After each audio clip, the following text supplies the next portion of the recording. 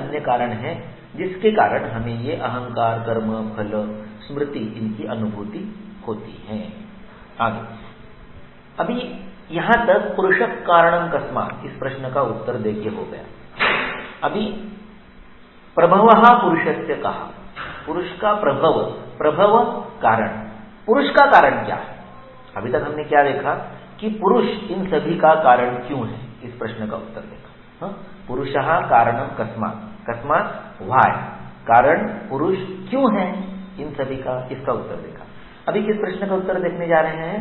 प्रभवः पुरुषस्य कहा, पुरुष का प्रभव अर्थात कारण, ओरिजिन क्या है?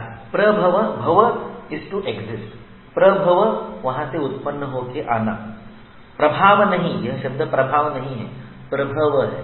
प्रभव अर्थात उत्पत्ति स्थान। तो पुरुष का कारण क्या है, पुरुष कहां से आया है? प्रभवः पुरुषस्य कहा, इस प्रश्न का उत्तर।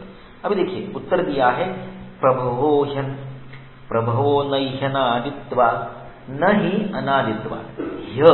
ये जो संधि है ये इको यण की, ई के बाद ई अ आया, ई के बाद अ आया, ई और अ मिलके य हो गया, इसलिए ही में य मिलके ह हो गया, ह्यनादित्वा।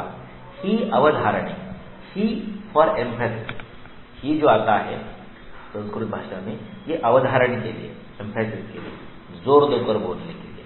तो प्रभो ही अनादित्वा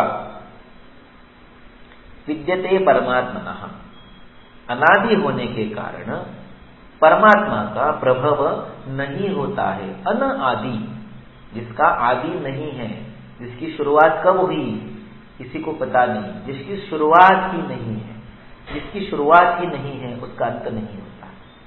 इसलिए अनादि होने के कारण परमात्मा का प्रभव, कारण, शुरुआत, आरंभ नहीं होता है, न विद्यते।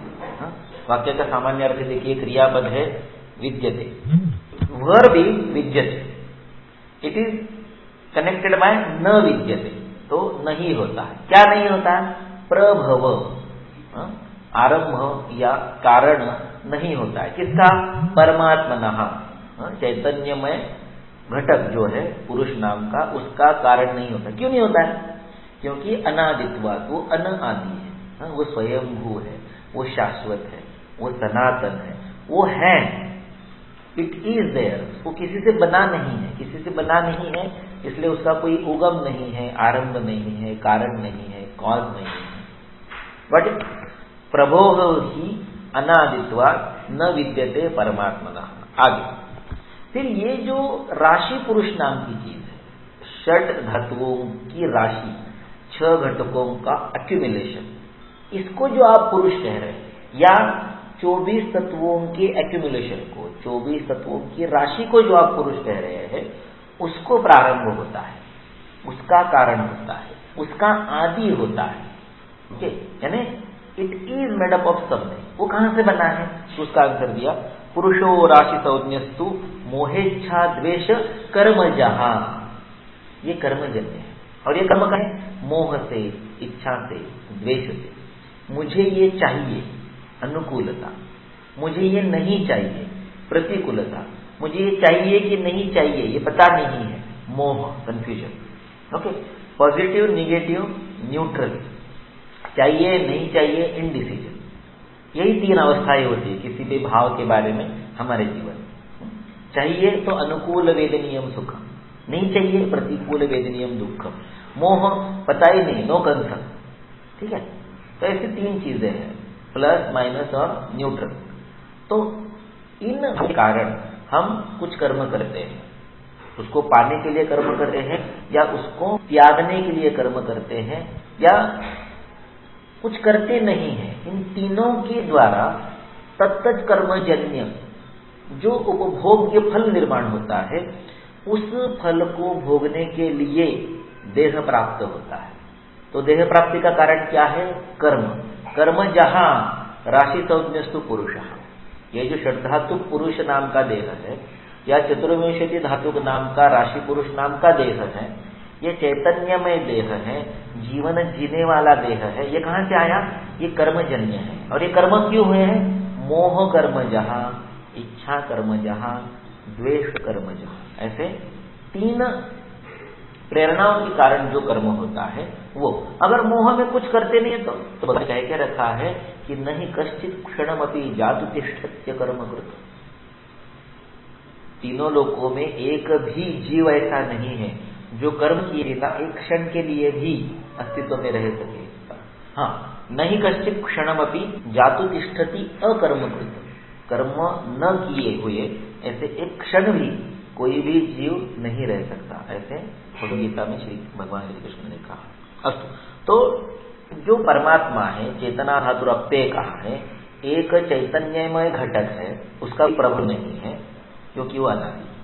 किंतु उस चैतन्यमय घटक के साथ बाकी पंच महाभूत आते जाते हैं तो वो षड्धातु पुरुष नाम का देह बनता है, या उस चैतन्यमय घटक नाम के पुरुष के साथ बाकी 23 तत्व आ जाते हैं तो 24 तत्वों की राशि पुरुष नाम की देह की निर्मित होती है। ऐसे जो षड्धातु पुरुष नाम का देह या चतुर्विंशति राशि पुरुष नाम का देह, इनका निर्मिति कारण होता है, इनका प्रभव होता है, इनका ओरिजिन होता है, इनका उगम होता है। कहां से होता है? मोह इच्छा द्वेष कर्म जहाँ। अभी नीचे देखिए, चक्रपाणि ने लास्ट में लिखा है मोहादि भावेशु इच्छा द्वेष भवति। इच्छा द्वेष के कारण ततः प्रवृत्ति, उनके कारण प्रवृत्ति होती है। प्रवृत्ति 2 प्रकार की होती है, अच्छा कर्म या बुरा कर्म, धर्म या अधर्म। प्रवृत्ति है धर्माधर्म और तौच, और उस धर्म और अधर्म के कारण शरीरम जनयतो भोगार्थम। अगर धर्म किया है तो उसका सुख नाम का फल आएगा, उसके भोग के लिए देह धारण करना पड़ता है। अधर्म किया है तो उसका फल दुख है, तो उसके भोग के लिए देह लेना पड़ता है। तो ये अच्छी तरह से चक्रपाणि ने सबसे अंतिम लाइन में एक्सप्लेन किया, मोहादि भावेशु इच्छा द्वेषः भवति, चाहिए नहीं चाहिए ऐसे होता है। उसके कारण प्रवृत्ति होती है, लेने के लिए प्रवृत्ति या त्यागने के लिए प्रवृत्ति, कुछ कर्म किया जाता है। प्रवृत्ति के कारण धर्म या अधर्म का निर्माण होता है। अच्छा कर्म किया तो धर्म निर्माण हुआ, बुरा कर्म किया तो अधर्म निर्माण हुआ। धर्म का फल है सुख, अधर्म का फल है दुख, और उन सुख दुख रूपी फलों को भोगने के लिए शरीरम जनयति, शरीर यानी देह की प्राप्ति होती है। ये हमारा संस्कृति का जो हमें पहले से मान के चला हुआ एक आधार है जीवन का, भारतीय संस्कृति का, वो इस प्रकार से। अभी आत्मा ज्ञानवान है कि नहीं है, किम अज्ञो ज्ञो इति उच्यते, ऐसा एक प्रश्न था। अभी उसका उत्तर दे रहे